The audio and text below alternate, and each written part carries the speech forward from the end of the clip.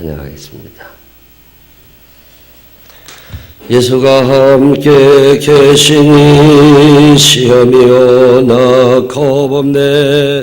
기쁨의 근원 되시는 예수를 위해 삽시다. 날마다 주를 섬기며 언제나 주를 기리고 그 사랑 안에 살면서 딴 길로 가지 맙시다. 이 세상 사는 동안에 주 이름 전파하면서 무한한 복락 주시는 예수를 위해 삽시다. 날마다 주를 섬기며 언제나 주를 기리고 그 사랑 안에 살면서 딴 길로 가지 맙시다. 이 세상 친구 없어도 예수는 나의 친구니 불의한 일을 버리고 예수를 위해 삽시다. 날마다 주를 섬기며 언제나 주를 기리고 그 사랑 안에 살면서 딴 길로 가지 맙시다.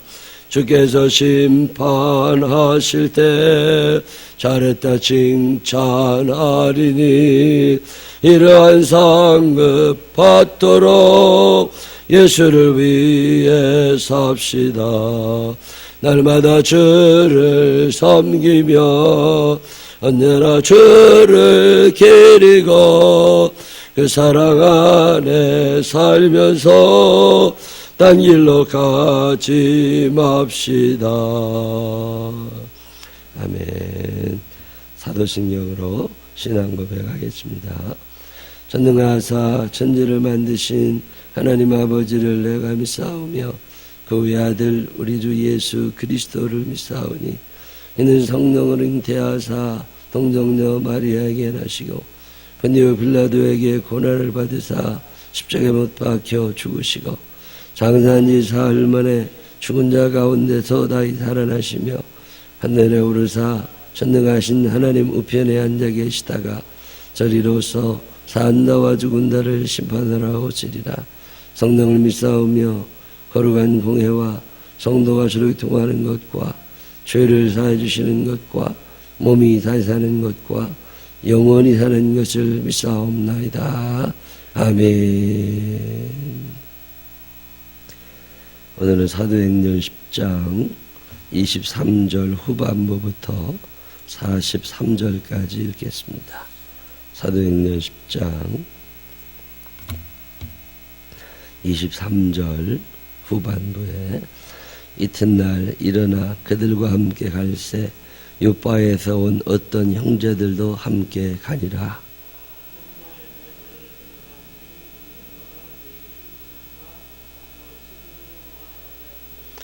마침 베드로가 들어올 때에 고넬료가 맞아 발 앞에 엎드려 절하니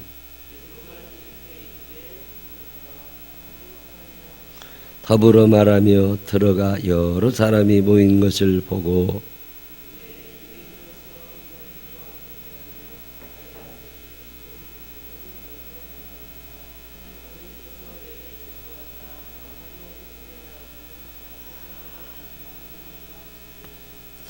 부름을 사양하지 아니하고 왔노라. 묻노니 무슨 일로 나를 불렀느냐.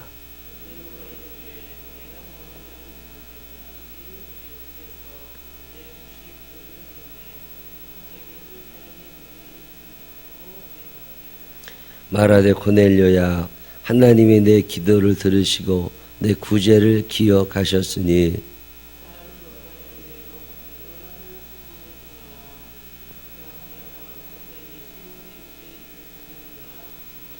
내가 곧 당신에게 사람을 보내었는데 오셨으니 잘하였나이다. 이제 우리는 주께서 당신에게 명하신 모든 것을 듣고자 하여 다 하나님 앞에 있나이다.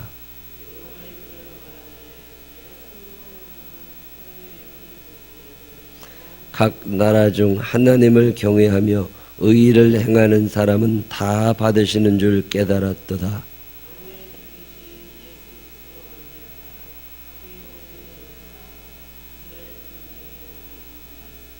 곧 요한이 그 세례를 반포한 후에 갈릴리에서 시작하여 온 유대에 두루 전파된 그것을 너희도 알거니와.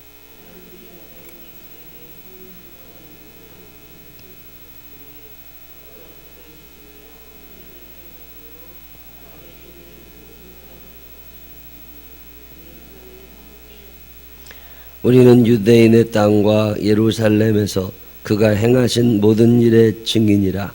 그를 그들이 나무에 달아 죽였으나 모든 백성에게 하신 것이 아니요 오직 미리 택하신 증인 곧 죽은 자 가운데서 부활하신 후 그를 모시고 음식을 먹은 우리에게 하신 것이라.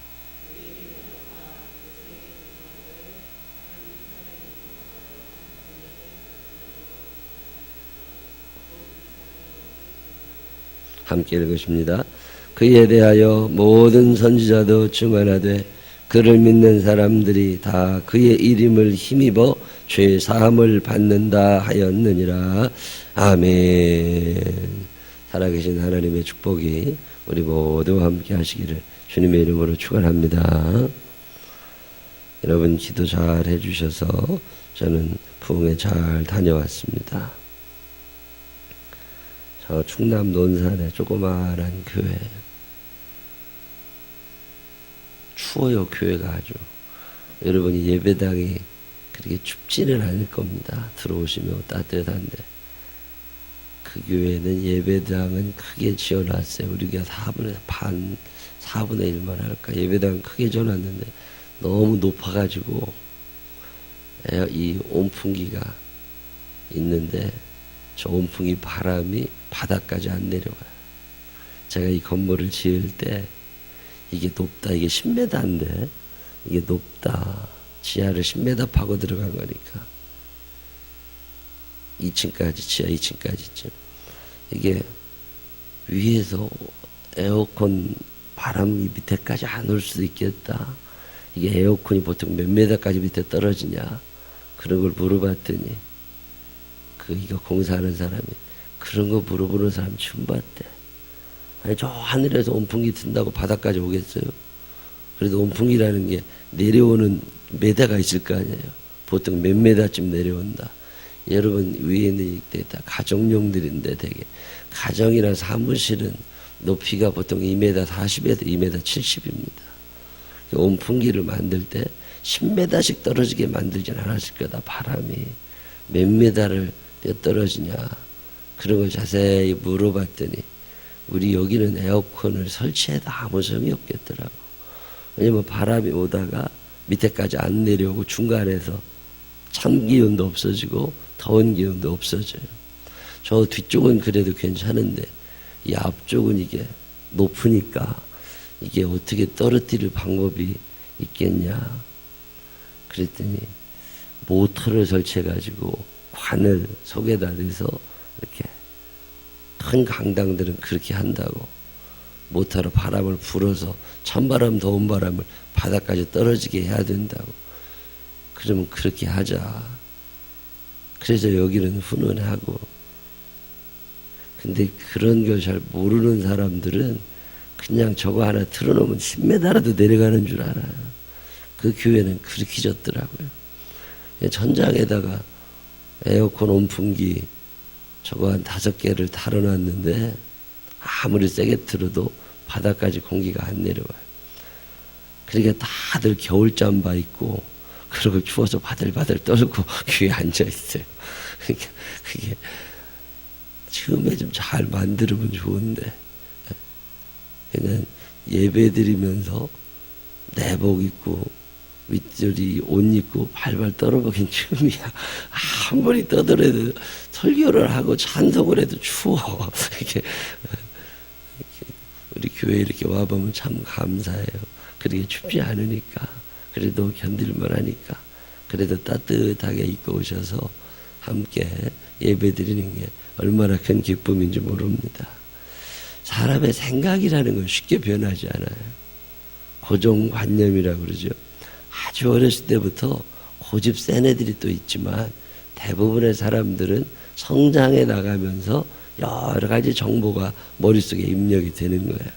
이 입력된 정보의 범위 안에서만 사람이 움직입니다. 나이가 들어갈수록 그래서 고집이 세지고, 왜냐면 내가 이렇게 살아왔거든. 그리고서 잘 살아왔다고 생각하니까 다른 걸 받아들이기가 참 어렵습니다. 근데 그게 종교적 신념으로 바뀌게 되면 더 위험해집니다. 그거 아주 타협도 안 하고 대단히 외골수죠. 목사님들 중에도 참 그런 분들이 많아요. 스폰지 같은 사람이 있고 스티로폴 같은 사람이 있다고 흔히 그러는데, 스티로폴 같은 사람은 받아들이는 능력이 굉장히 떨어집니다. 뭐 받아들일 물을 아무리 부어도 그 속에 물이 안 들어가고 늘 물에 떠다녀요. 뭐 받아들이는 게 없어. 근데 스폰지는 뭘 갖다 부어도 다 받아들이고 자기를 변화시켜가고 또 짜면 물이 나오고 또 갖고 또 그러죠. 목사님들 중에도 보면 유난히 외골수인 분들이 있어요. 대화가 안 돼요. 왜 저런 생각을 하게 됐을까? 근데 그런 사람들 때문에 여러분들이 같이 욕을 먹을 때도 많죠.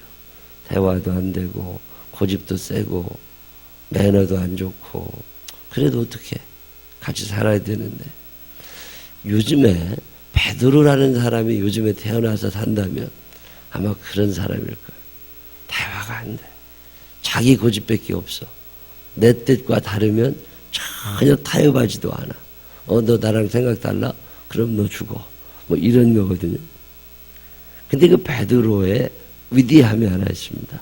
그건 뭐냐면 수용성을 점점 지녀간다는 거예요. 처음에는 고집스러운데 이 믿음이 점점 좋아질수록 뭔가 받아들여집니다. 근데 베드로의 위대함은 세상의 모든 것을 다 받아들이는 게 아니라 하나님이라고 하는 쪽에만 통로를 열어놓은 거예요. 그리고 그 내려오는 하나님의 말씀에 대해서는 그동안 내가 가지고 있었던 모든 가치관, 모든 고정관념을 깨고 그걸 그대로 받아들이고 내 몸이 움직이던 사람입니다. 베드로의 위대함은요, 자기의 고집, 완고함, 그런 거 있어요. 그렇지만 하나님의 말씀이냐? 그러면 내가 그동안 쌓아왔던 모든 공든 탑을 한 방에 다 무너뜨리고 하나님의 음성을 쫙 받아들여서 내 몸을 움직이려는 사람. 위대한 사람입니다. 저는 성경을 읽어가면서 베드로는 참 위대한 인물이다. 유대인입니다. 유대인은 어렸을 때부터 머릿속에 쇠뇌당하는 게 있습니다. 그건 뭐냐면 하나님은 유대인만 사랑하신다는 거예요. 하나님은 아브라함의 혈통을 가진 자들만 구원하신다는 거예요. 이건 안 바뀌는 거예요. 공산주의 사상을 가진다는 건 참 이 자유민주주의에서 살면서 위험한 일입니다. 저 사람이 부자가 됐어요. 왜 부자가 됐어요? 내 걸 뺏어갔으니까.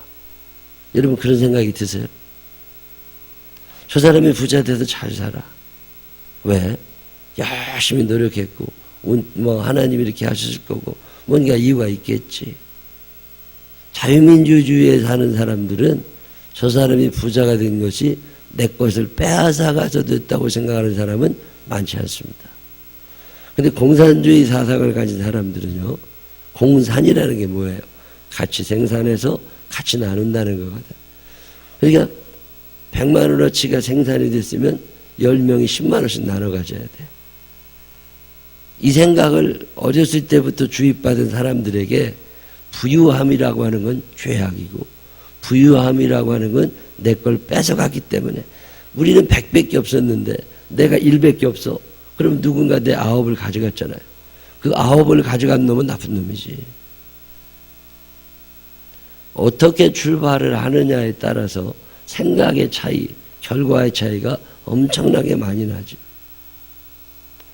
그러면 100을 가지고 똑같이 다 나누면 사람의 본성에는요, 악함이라는 게 있습니다. 게으름이라는 게 있어요. 일하지 않고 먹고 싶은 마음이 누구에게나 다 있습니다. 삽질을 똑같이 하는데 군대에서도 진지 작업 이런 거 하다 보면 여기서 여기까지 땅을 파야 된다. 그럼 땅을 쭉 파가지고 다 열심히 다 같이 파면 얼마나 좋아. 근데 꼭 뺀질되는 놈이 있어요. 아프다고 그러는 놈이 꼭 생기고, 남들이 이렇게 열심히 할 때 혼자 가서 담배 피우고 앉아있는 놈이 꼭 있다고. 사람이라는 게 똑같이 만들어지질 않았어요. 그게 똑같아질 수가 없지. 교회라고 안 그래요? 김장한다 그러면 또 다 오잖아요. 오기를 오지만 똑같이 일하느냐? 그러진 않아요. 누구 열심히 일할 때 괜히 부산하게 돌아만 다니는 사람이 있다니까. 그리고 먹을 때는 꼭 먼저 앉아있고. 그런 사람들이 꼭 있는 거거든. 그게 똑같이, 사람이 똑같지 않은데, 능력이 똑같지 않은데, 어떻게 똑같이 나눠갔겠어요? 근데 이건 제 생각이고 여러분의 생각일 수 있습니다. 공산주의 사상에 깊이 물든 사람은 그렇게 생각하지 않아요. 내가 여유롭고 넉넉합니까? 그건 당연한 거야. 내가 열심히 했으니까. 근데 내가 없잖아요. 그럼 있는 사람들을 바라보는 눈이 달라져요. 사람마다 생각이 다 다릅니다. 유대인 베드로의 생각은 구원관에 있어서만은 철저한 사람이에요. 다른 건 다 받아들여 줄 수 있어. 근데 유대인 아닌 사람이 하나님 나라에 가, 그건 안 돼. 이게 베드로의 생각이에요. 근데 예수님을 만난 거잖아요. 그 예수님을 만난 다음에 이 생각이 변하기 시작합니다. 그 변하기 시작하여가는 제일 큰 원인이 뭐냐면 기도라는 거예요. 베드로가 기도하던 사람이잖아요. 기도하다 보니까 하나님과 대화를 하기 시작하는 거죠. 여러분, 기도를 하면 할수록 어떤 생각이 굳어지고 누가 미워지고 기도 그만하셔야 됩니다. 그건 악한 영들이 역사하는 거예요. 기도라고 하는 것은 하나님의 음성이 들리는 거예요. 기도하다 보면 주의 뜻이 분별이 됩니다. 그래서 자꾸 기도하라고 그러는 거거든요. 내가 복을 받으려고 기도하는 게 아니에요. 기도하다 보면 주님의 뜻을 알게 됩니다. 그래서 조용조용히도 기도하지만 부르짖어 기도하고 하나님의 뜻 내게도 알려주옵소서. 베드로가 열심히 기도하는데 어느 날 하늘이 열리고 보자기가 내려온 거잖아요. 거기 이렇게 보니까 유대인들이 절대로 먹어서는 안 되는 음식들이 있었잖아요. 이거 먹으면 안 됩니다. 하나님이 받아 먹어라. 이거 나이가 어렸을 때부터 이런 거 안 먹었습니다. 그냥 먹어, 내가 주는 거니까. 그러고 나서 환상을 깼는데 자기를 누가 데리러 온 거잖아요. 누가 보냈느냐고. 가이사랴에 있는 이방인 백부장 고넬료가 당신을 초대합니다. 유대인들은요, 이방인의 집에 절대로 들어가지 않습니다. 이방인을 만났거나 부득이 이방인의 마을에 들어가게 되면 나온 다음에 서가지고서 먼지를 털어요. 저 부정한 놈들하고 같이 있었다고 먼지를 다 털어낸다고. 그리고 자기 집으로 갑니다. 이방인의 집에는 절대로 들어가지 않고 이방인들은 전부 다 지옥 갈 사람이고 우리는 천국 가. 이게 분명히 구분된 사람이 유대인이고 베드로예요. 근데 그 사람들이 와서 베드로를 청하는데 베드로가 마음이 움직였어. 이상하다. 왜 하나님이 그런 환상을 보여줬을까? 그리고는 따라갑니다. 따라가는 도중에 많이 기도하고 많이 생각했겠죠. 하나님 죄짓지 않게 하시고 하나님의 뜻만 전하게 하시고 하나님이 왜 나를 그리 보내시는지를 모르지만 순종하며 갑니다. 하나님 인도해 주십시오. 그리고 이렇게 갔는데 전혀 예상치 않은 일이 일어난 거예요. 고넬료라고 하는 사람이 이방인 백부장인데 군인인데, 군인이 얼마나 포악스러운 사람입니까? 그 군인인데, 그 당시 군인인데 이 베드로 앞에 와서 넙죽 엎드려서 절을 하는 거예요. 생전에 로마 사람의 절을 받는다는 건 있을 수도 없는 일입니다. 이 점령군인, 그 옛날 우리나라 일제시대에 일본 사람, 일본 순사가 아무것도 아닌 미천한 백성에게 절을 한다고 하는 건 있을 수도 없는 일이에요. 긴 칼 차고서 엄청난 소리를 지르고 군인들 100명씩 데리고 다니는 사람이 알도 못하는 그 조선 사람에게 절을 한다? 이건 창피스러운 일이고 활복자살할 만한 문제죠. 근데 고넬료가 와서 베드로한테 그 절을 하는 거예요. 베드로가 깜짝 놀라, 아이고 이러지 마시라고. 나도 사람이라고. 신도 아닌데 왜 서로 절을, 그러지 마시라고, 일어나시라고. 그랬더니 고넬료가 아니라고, 들어오시라고. 융숭한 대접을 하면서 얘기하는 거예요. 자기가 기도하는 사람이라고. 기도하는데 하나님께서 저 욕바로 가서 거기에 가죽, 무두장이라는 게 가죽 수리하는 사람인데 거기 베드로라는 사람이 있는데 청하라고 그래서 무조건 모시고 온 거라고. 신뢰를 용서해달라고. 베드로가 자기만 기도하고 자기만 구원받을 줄 알았는데 아니 이방인 백부장이 기도를 하는 거야. 하나님하고 가까워지고 싶은 사람들, 하나님의 뜻대로 살고 싶은 사람들, 하나님의 은총 속에 살고 싶은 사람들은 기도하는 사람입니다. 기도 외에 다른 것으로는 방법이 없습니다. 제가 요즘에 한국교회를 두루 다니면서 많이 염려하고 걱정하는 것 중에 하나가 뭐냐면 기도하지 않는다는 거예요. 생각하고 싶어요. 좋은 일입니다. 봉사도 하고 싶어요. 좋은 일입니다. 근데 기도하지 않으면 아무런 소용이 없습니다. 기도하지 않으면 그 생각이 악한 영들에게 점령당할 수 있습니다. 기도하지 않으면 그 구제와 그 봉사가 내 욕심과 내 자랑이 될 수 있습니다. 내 만족이 될 수 있어요. 기도할 때 하나님의 뜻을 분별해낼 수 있고 기도할 때 하나님의 뜻에 순종하여 살아갈 수 있습니다. 오늘날 한국교회의 위기는 기도하지 않는 교회가 특별히 부르짖는 기도가 없어져 가고 있어요. 유럽 교회가 무너져갈 때 일어난 현상이 부르짖는 기도가 없어져 갑니다. 미국 교회가 많이 무너져 가는데 그 무너져가는 교회들의 현상 중에 하나가 부르짖는 기도가 없어져 갑니다. 혼자 묵상하고 혼자 생각해요. 아닙니다. 너는 내게 부르짖으라. 그게 하나님의 말씀이에요. 교회는 그래서 뜨겁게 기도할 때 그 교회가 생명력을 연장시켜 갈 수 있는 거예요. 그래서 생명나무 교회가 부르짖어 기도하는 교회 되시기를 바랍니다. 여러분이 부르짖어 기도하는 사람들 되시기를 바랍니다. 고넬료가 기도하고 베드로가 기도할 때 하나님이 그 기도하는 두 사람을 연결시켜 주시잖아요.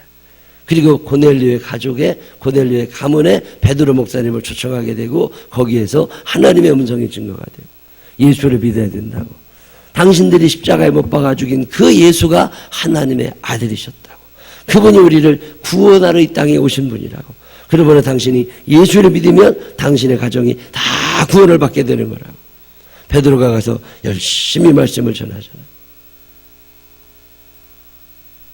기도라고 하는 걸 하다 보면요, 나중에 깨닫습니다. 기도하다 보면 순종하게 돼요. 순종하다 보면 나중에 그 이유를 알게 됩니다. 이해시키고 나서 일을 하라는 게 정치 논리거든요. 일을 먼저 시키지 말고 교육이라는 것도 그런 거예요. 이해를 시킵니다. 최대한 이해시키고 설득하고 그 다음에 동의를 얻어가지고 무슨 일을 하라는 거죠. 그게 세상의 원리입니다. 교회는 성경은 우리에게 뭐라고 말을 하냐면 기도하라는 거예요. 기도하고 말씀하시면 무조건 순종하라는 거예요. 그러면 나중에 이해된다는 거예요. 이게 참 어려운 일이에요. 지금 세상 사람들은 살면서 우리가 세상에 살면서 이해되어야 하고 내가 설득을 돼야 되고 동의가 돼야 그래야 몸이 움직인단 말이죠. 근데 하나님은 뭐라고 그러시느냐면 하나님의 말씀이냐 그러면 무조건 믿고 따르면 나중에 이해된다는 거예요. 삼위일체 하나님 그런 거예요.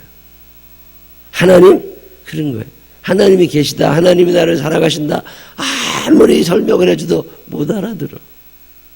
근데 믿어봐. 하나님이 너를 사랑하신다는 걸 믿어봐. 그리고 믿고 살아가다 보면 이렇게 나를 사랑하고 계시는구나. 이게 이해가 된단 말이지. 이 순서가 틀려지는 거잖아요. 애들한테 믿어! 안 믿어지거든요. 이거 참 고민입니다. 이게 기독교의 약점이기도 해요. 믿음으로 구원받는 거거든요. 일단 믿으면 이해가 되거든. 베드로가 유대인이 이방인의 집에 들어가서는 안 되는 유대인인데 절대로 안 됩니다. 근데 하나님께서 너 내가 거룩하다고 하는 것을 부정하다고 말하지 마라. 예. 그냥 이해는 안 돼. 왜 하나님이 그 부정한 것들을 먹으라고 그러시는데 이해는 안 돼. 그렇지만 순종이 됐잖아요. 그래서 순종이 돼서 고넬료의 집에 가게 됐더니 하나님이 자기를 거기에 보내신 이유가 이해가 된 거잖아요. 아, 이방인 고넬료도 구원받을 수 있구나. 그 사람이 기도하고 구제하는 사람인데 이 기도와 구제를 하나님이 들으시고 그리고서 나를 보내서 그에게 성령 충만하도록 역사하게 하시는구나. 이해가 됐잖아요. 고넬료도 기도하고 있는데 하나님의 음성을 들렸어요. 저 요바까지 가서 거기에서 베드로를 데리고 오라고. 아니 이 동네도 얼마나 훌륭한 사람이 많고 이 동네도 만날 사람이 얼마나 많은데 거기까지 사람을 보내야 돼? 근데 그런 생각하지 아니하고 무조건 순종. 이해가 안 됐어요. 그래도 순종했어요. 그랬더니 베드로가 왔고 베드로를 통해서 예수 그리스도를 바로 알게 되고 성령의 체험을 하게 되고 구원받은 백성이 되잖아요. 이해가 먼저예요. 순종이 먼저예요. 세상 사람들은 이해가 먼저라고 말합니다. 근데 성경은 순종이 먼저라고 말을 해요. 그래서 순종을 하게 되면 그때 거기에서 이해할 수 있는 일이 생깁니다. 지금 뒤로 애굽의 군사들이 막 따라오고 있잖아요. 앞에는 홍해가 가로막혀 있잖아요. 백성들은 자꾸만 와가지고 모세한테 우리 어떻게 하냐고 네가 우리 다 죽이려고 데리고 온 거냐고 막 뭐라고 그러잖아요. 속 터지는 거지. 자기가 그렇게 될 줄 알았나. 자기도 하나님 말씀 듣고 여기까지 왔는데 하나님이 어떻게 좋은 길로 인도하실 줄 알았지 이렇게 난감한 상황이 될 줄 어떻게 알았겠어요. 그때 모세가 하나님께 하나님 왜 이러시냐고. 내가 하나님 말씀 듣고 여기까지 왔는데 왜 나를 이렇게 어렵고 곤란에 처하게 하시느냐고. 그때 하나님이 아무 말씀 안 하시더니 손을 한번 들어보라고. 손을 앞으로 쭉 뻗어보라고.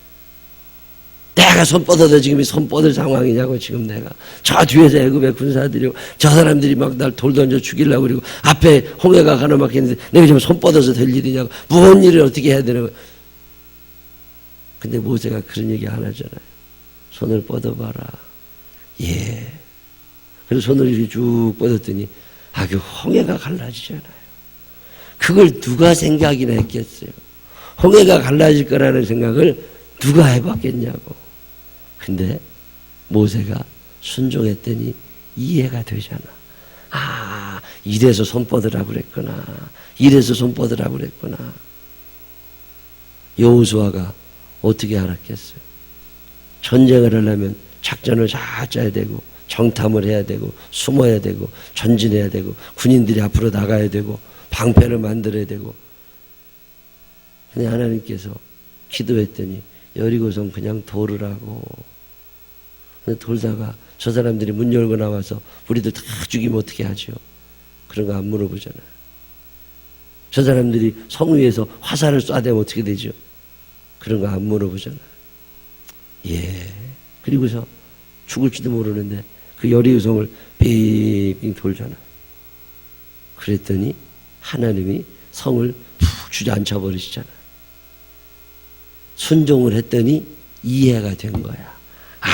그렇구나. 여러분 어떻게 예수 믿으세요? 이해가 되고 설득이 돼야 움직이는 사람이 있어요. 그 사람은 하나님 사랑 안에서 큰 축복받으며 살기는 틀린 사람이에요. 그렇게 살다 죽으라고 냅둬. 그거 어떻게 대화 안 됩니다. 근데 하나님 말씀입니까? 예. 그리고 순종하던 사람들은 이해가 돼요.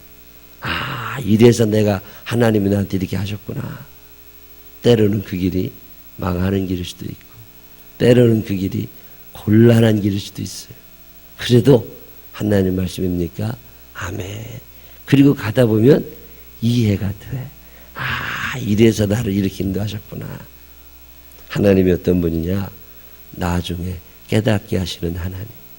저는 그 하나님을 참 좋아합니다. 처음엔 잘 몰라.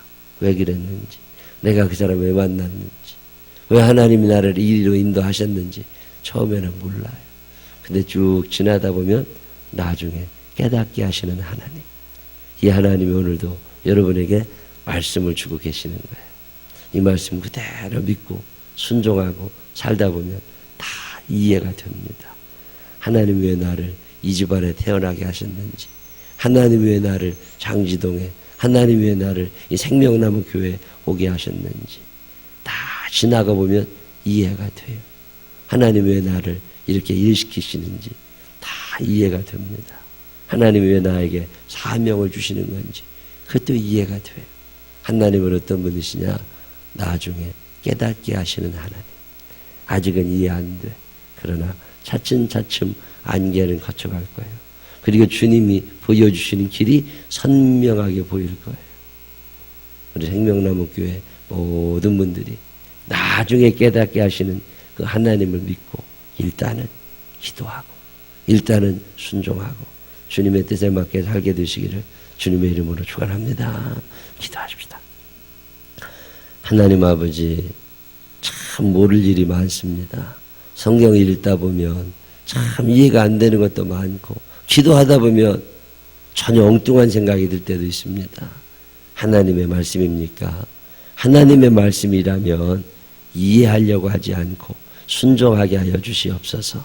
순종하고 나면 나중에 다 이해가 되는데 먼저 알고자 하는 이 교만, 먼저 알고 내가 이해하고 그 다음에 뭘 하고 싶어하는 이 용기 없이 주저함 용서하여 주시옵시고 하나님을 절대적으로 신뢰하며 나중에 깨닫게 하실 하나님을 믿고 먼저 순종할 수 있는 우리들 되게 하여 주시옵소서.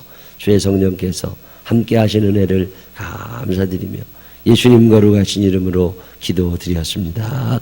아멘.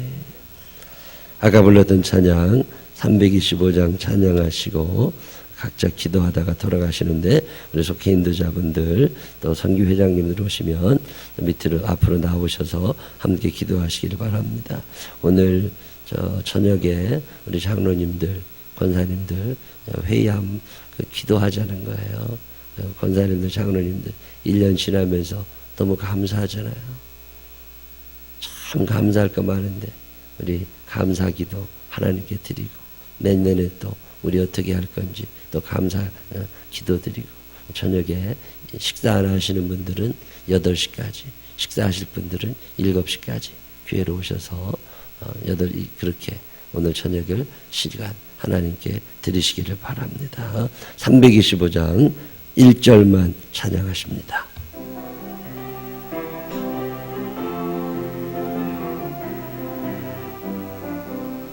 예수가 함께 계시니 시험이 오나 겁없네. 기쁨의 근원 되시는 예수를 위해 삽시다. 날마다 주를 섬기며 언제나 주를 기리고 그 사랑 안에 살면서 딴 길로 가지 맙시다. 주여 주여 주여. 사랑이 많으시고 고마우신 아버지 하나님 감사합니다. 오늘도 저희들을 사랑하셔서 주의 전으로 부르시고 이 추운 날씨 속에서도 꺾이지 아니하고 믿음을 가지고 하나님 앞에 나와 기도할 수 있도록 우리의 발걸음을 인도하여 주시니 감사합니다. 하나님 아버지, 우리가 이 땅을 살아가면서 때로는 고집스러울 때가 있습니다. 때로는 내 의견이 너무 강해서 하나님의 말씀에 불순종할 때도 있습니다. 하나님 아버지, 받아들일 줄 아는 용기를 우리에게 허락하여 주시옵소서. 베드로가 하나님의 말씀을 받습니다. 내 생각과 달랐지만 순종했습니다. 순종했더니 나중에 깨닫게 하여 주셨습니다. 하나님 아버지, 우리에게도 이 믿음을 허락하여 주시옵소서. 고넬료에게 하나님이 말씀하셨습니다. 고넬료가 순종했습니다. 그랬더니 나중에 하나님 그 말씀의 의미를 깨닫게 되고 베드로 목사님을 만나 큰 축복받은 사람이 됩니다. 하나님 아버지, 오늘 우리가 내 생각대로만 살아가지 아니하게 하여 주시옵시고, 하나님 앞에 일단 기도하게 하시고 구제하게 하시고, 그래서 하나님 그 기도와 구제가 하나님 앞에 상달되어서 고넬료와 같이 축복받는 사람들 되게 하시고 축복받는 가문을 만들어가게 허락하여 주시옵소서. 하나님, 너무나 귀한 베드로 목사님을 모시고 함께 예배할 수 있는 특권을 누렸습니다. 하나님 아버지, 우리도 이 땅에 살면서 이해되지 않은 문제도 많이 있지만 하나님 먼저 기도하게 하여 주시고 부르짖게 하여 주시어서 하나님 아버지 하나님의 뜻을 분별하게 하시고 하나님 그 순종함으로 나중에라도 깨닫게 하시는 아버지 하나님의 은혜를 경험하게 하여 주시옵소서. 하나님 아버지, 오늘도 주님 앞에 나오며 귀한 예물 사연담아 정성담아 하나님 앞에 드립니다. 하나님, 자녀들의 이름을 적습니다. 하나님, 명문가물이 되기를 원합니다. 감사가 충만한 인생을 살아가기를 원합니다. 하나님 아버지, 우리들의 영혼이 하나님 아버지 잘 되게 하여 주시어서 하나님, 범사가 잘 되고 강건한 믿음의 사람들이 되게 하여 주옵소서. 늘 하나님께 주신 은혜와 사랑을 기억하게 하시고 은혜 충만하여서 감사 충만하여 살아가는 우리들 되게 허락하여 주옵소서. 하나님 아버지, 약삭 빠르고 얌체처럼 살지 않게 하시고 때로는 바보 같더라도 하나님의 말씀에 온전히 순종하며 살게 하여 주시어서 마침내 승리자가 되는 사람들 되게 하여 주옵소서. 기도의 자리로 우리를 초대하시니 감사합니다. 기도가 방법인 줄 믿사오니 하나님, 기도의 방법을 사용하게 하시고 우리가 기도할 때에 모세가 홍해를 갈랐던 것처럼 여호수아가 여리고성을 무너뜨렸던 것처럼 하나님의 역사를 경험하게 하여 주시옵시고 큰 능력이신 아버지 하나님을 경험하게 하여 주옵소서. 경제적인 문제를 어려워하는 사람들이 있습니다. 어떻게 살아가야 될지 암담한 사람들도 있습니다.